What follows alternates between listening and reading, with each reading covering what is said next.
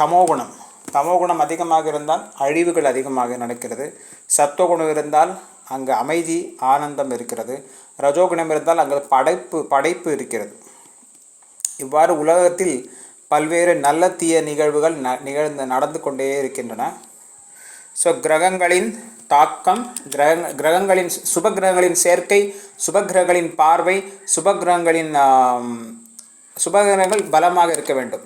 சுபகிரகங்கள் என்றால் சுக்கிரன், சந்திரன், புதன், குரு, இந்த 4 கிரகங்கள் சுபகிரகங்கள். இந்த 4 கிரகங்களும் நல்ல கிரகங்களின் சேர்க்கையில் இருக்க வேண்டும்.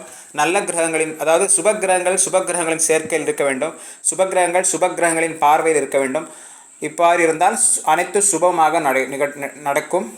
தீய கிரகங்கள் என்று சொல்லக்கூடிய கொடூரமான கிரகங்கள், அது அசுப கிரகங்கள் என்று கருதப்படக்கூடிய சனி, கேது, ராகு, செவ்வாய், இதெல்லாம் இதன் சேர்க்கையிலோ பார்வையிலோ